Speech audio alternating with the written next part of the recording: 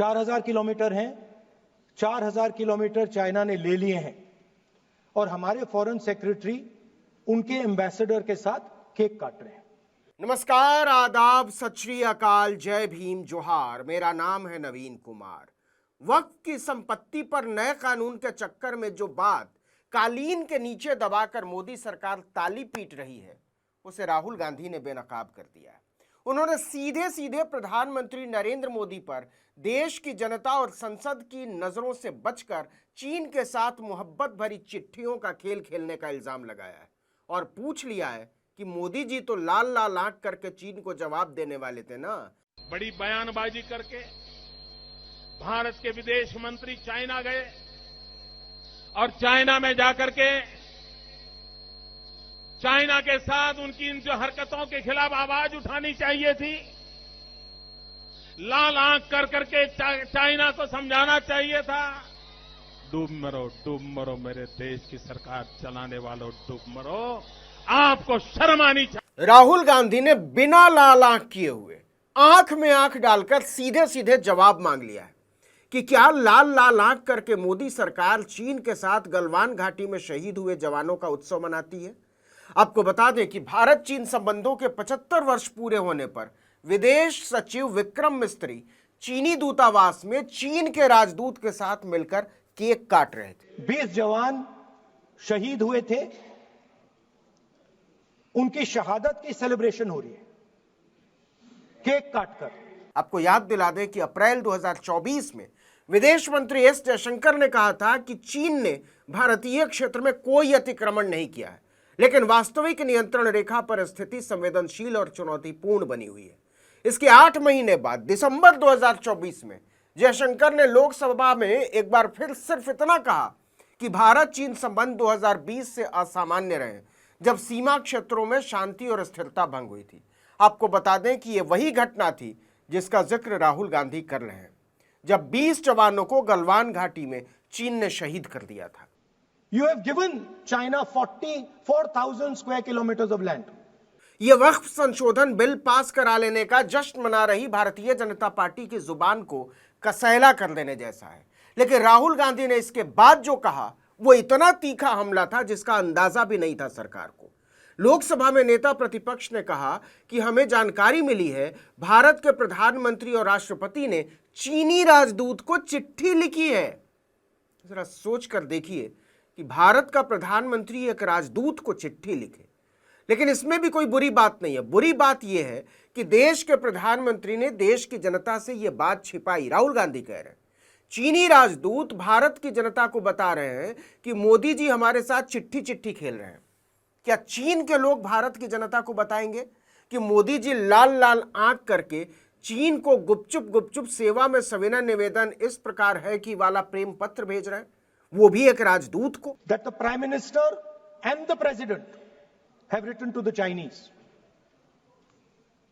We are not finding out from our own people. It is the Chinese ambassador who's telling the people of India that the Prime Minister of India and the President of India have written to them. Rahul Gandhi ने कहा हम भारत की जनता और संसद से छिपाकर हो रही इस चिट्ठीबाजी को भी झेल जाते, लेकिन आप ये कर किस कीमत पर रहे हैं।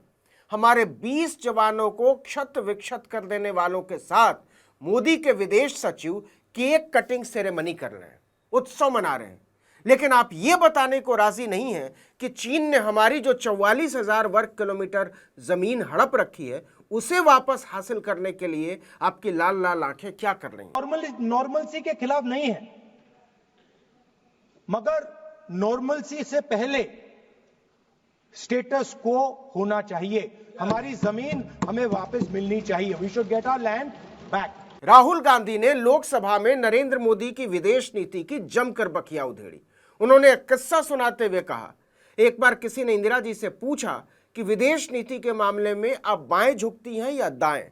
इस पर उन्होंने जवाब दिया कि मैं न बाएं झुकती हूं और न दाएं, मैं भारतीय हूं और सीधी खड़ी रहती हूं। लेकिन भाजपा और आरएसएस की फिलॉसफी अलग है। उनका इतिहास और संस्कृति है हर विदेशी के सामने दंडवत लेट जाना। And the BJP and the RSS have a different philosophy. When asked, do you lean left or do you lean right? They say, no, no, no. We bow our head right in front of every foreigner that comes in front of us. China में जाकर के China के साथ उनकी इन जो हरकतों के खिलाफ आवाज उठानी चाहिए थी, लाल आंख कर करके चाइना को समझाना चाहिए था। न वहां कोई हमारी सीमा में घुस आया है,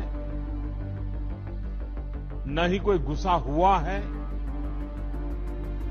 न ही हमारी कोई पोस्ट किसी दूसरे के कब्जे में है। दरअसल जिस समय लोकसभा में पूरा एनडीए हर कीमत पर वक्फ संशोधन बिल को पास कराने में लगा हुआ था, ठीक उसी समय अमेरिका के राष्ट्रपति और मोदी के परम मित्र डोनाल्ड ट्रंप भारत की कमर तोड़ने वाले फैसले का ऐलान कर रहे थे।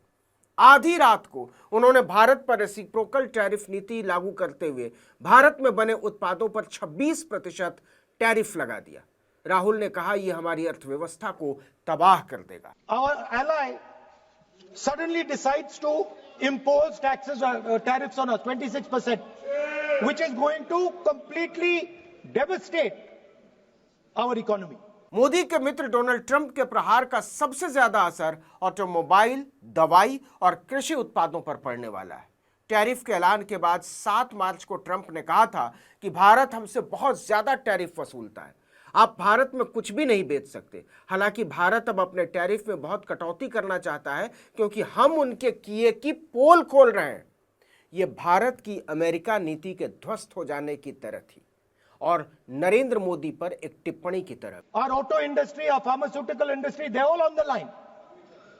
Agriculture.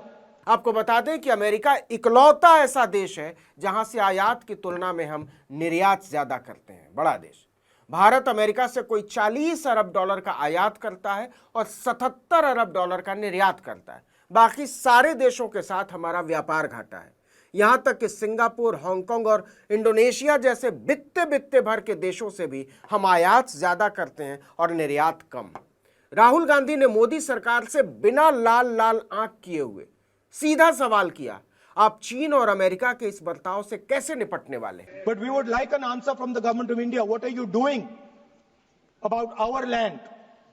And what are you going to do? What are you going to do about this tariff that our ally has imposed on us? Lok Sabha में नेता प्रतिपक्ष का यह हमला बहुत बड़ा है, लेकिन इसकी गूंज दूर तक सुनाई देगी लगता नहीं है, क्योंकि संसद में विपक्ष एकजुट नहीं है और कांग्रेस मीडिया में माहौल बनाकर इसे आगे ले जाने की स्थिति में नहीं है। जरा सोच कर देखिए, अगर मनमोहन सिंह ने ऐसी ही गुपचुप चिट्ठी चीन के राजदूत को लिखी होती, गलवान के बाद उनके अफसर चीन के साथ मिलकर केक काट रहे होते और भाजपा विपक्ष में होती, सोचिए। लेकिन रहने दीजिए, इस पर कितना बड़ा हंगामा खड़ा हो गया होता, आप अंदाजा नहीं लगा पाएंगे। इस वीडियो में इतना ही, लेकिन अगर आपने आर्टिकल 19 इंडिया को अब तक सब्सक्राइब नहीं किया है, फौरन कर दीजिए, बेल आइकॉन दबाइए, घंटी जैसी आकृति, लाइक कीजिए और कमेंट करके बताइए हमारा वीडियो आपको कैसा लगा। हमारा ट्विटर हैंडल है article19_India और मेरा ट्विटर हैंडल है नवीन जर्नलिस्ट। नमस्कार।